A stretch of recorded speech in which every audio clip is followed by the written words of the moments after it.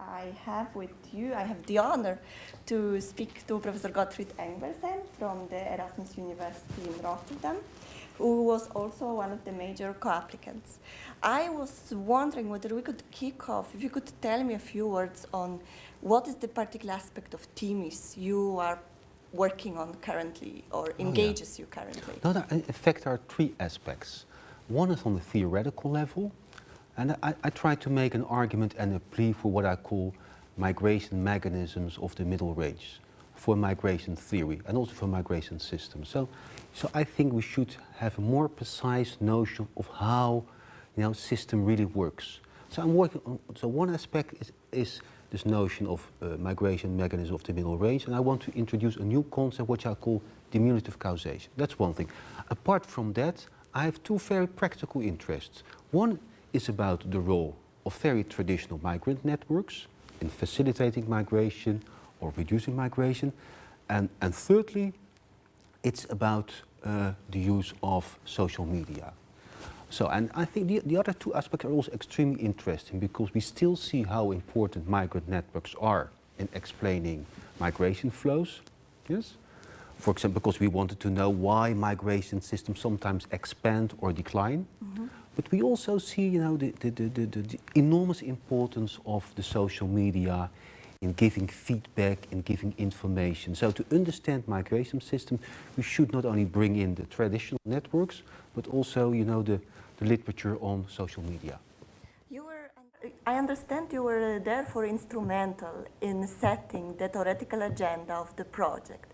How would you see particularly the concept of the middle range theory? I mean, I see the very clear relation to Merton, the theory of the middle range, yes. One of the most fruitful avenues in theorizing sociological phenomena. Yeah. But with regard to that, how would you position yourself vis-a-vis Thomas's Feist yesterday keynote and his idea of social mechanism? I mean, I on the one hand, I support his plea.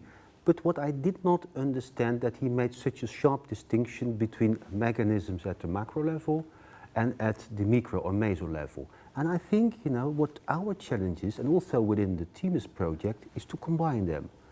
Because to understand migration, you see the influence of the state, you see the influence of the legal system, and it affects, the behavior of groups, the behavior of people. So the challenge is, I think, to combine a system approach with a more agency approach. And I think... You think that's possible? I think it's possible, and I think that, specific, traditions within, the current field of the study of social mechanism, to a certain degree, they bring this synergy, yes? And I think the work of Hedstrom, which is, I think the guy is also working here in Oxford, is relevant. And if you, for example, this notion of cumulative causation takes into account changes in the economy, changes in migration policy, and shows that it affects the habitus of migrants, and that this habitus generates specific behavior. Mm. Yeah? So, in order to understand this notion, and I think also that one of the most challenging notions in migration system theory is cumulative causation of Massey. And if you look at this theory, indeed, you have to take into account what is happening in the political and economic structure of origin countries like Mexico, yes? How, it generates migration, feelings of relative deprivation, the establishment of migrant networks, etc., etc. So, you see a strong interrelation of different levels, macro, meso, and micro. So I think I oppose to the idea of Thomas to have the separate explanations. And I think that's why we within the THEMIS project, on the one hand we spoke about systems, would be always introduce also the notion of agency. Yeah. And that was of course the contribution of Cindy and Oliver, that you cannot, think about migration system without ignoring, without bringing in the human agency. So that would be my point of view. Moving to the second part of your interest, Yeah. and also you picked up Massey's theory of cumulative causation, which I understand your elaboration of the diminutive causation is a cumulative causation à rebours. Yeah. Would you like to say a few more words about It's very the simple. premises? No, it's very simple that, and it's already in the work of Gunnar Myrdal. He introduced this notion of cumulative causation in his work on world poverty. And you have an upward spiral that some countries become increasingly rich. Of you see sometimes that migration goes on and on and on and expands and expands and expands. And the notion of diminutive causation is the opposite. That specific countries become, poorer and poorer and poorer. And in the case of migration, that migration, it becomes less important, less important, less important. And this is, for example, the case from the migration from Morocco to the Netherlands. Yeah, it's becoming less and less and less and less relevant because of, the combination of macro-level factors and the function of networks. So I think I use that as a very simple metaphor: the spiral upwards and the spiral downwards. And I think a lot have been written about the spiral upwards, and I try to make an argument we should also take into account this downward spiral to understand especially migration flows that are decreasing. And the role of networks or the role of individuals as more the gatekeeping, or how you propose gate closing? Yeah. I think because in the literature we always had three prominent figures: the pioneer, the bridgehead, and the gatekeeper. And I think we should add a fourth type. It's the gate closer, because the pioneer and the bridgehead facilitate migration. The gatekeeper is rather selective, and the gate closer closes the door. And that, to a certain degree, it's happening nowadays. That migrants are not willing to consider to help potential migrants, not even very selectively, but just closing the door. And that's what I see now happening in Western Europe. Godfried, although I understand that THEMIS as a project started with this great theoretical ambitions as a free project, let me push you a little bit on this idea of gate closers with relation to policy. Yeah. Do you see a particular danger if our concepts are being misappropriated by the policymakers to steer trouble or within the migrant communities? Of course, this notion of gate, because you could argue which restrictive policies are the most effective. Are those policies in which you see that state policies go hand in hand with the functioning of migrant networks? Because we have often seen that you have very restrictive policy that because of the migrant networks does not work. It does not work.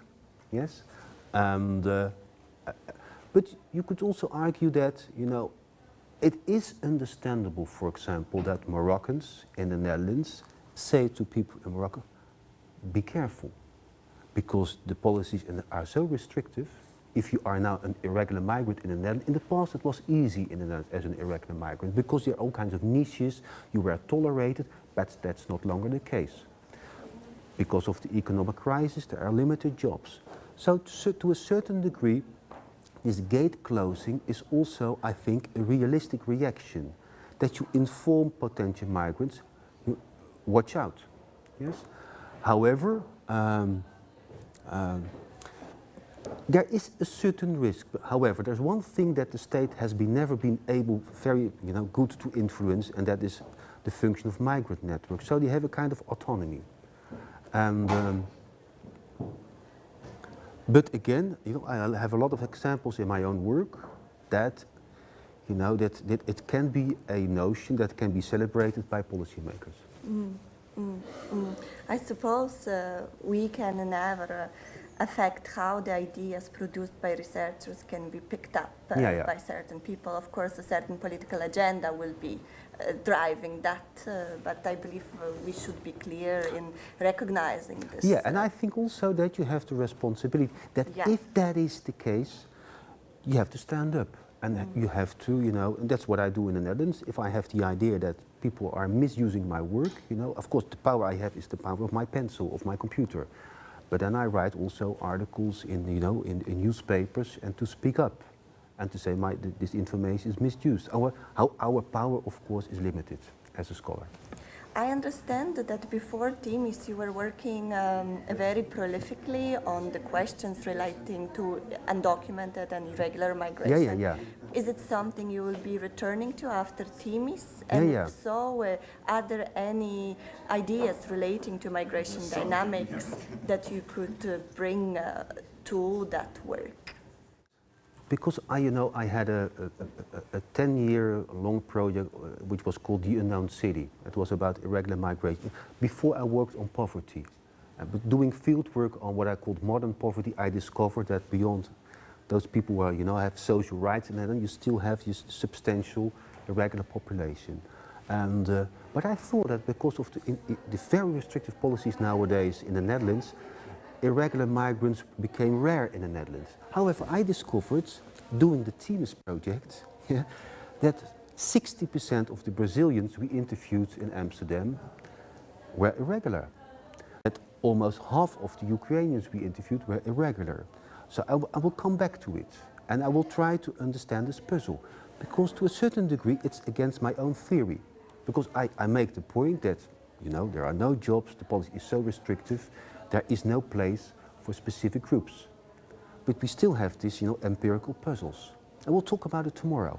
And so, that it shows you the relevance of this migrations mechanism of the Middlerange.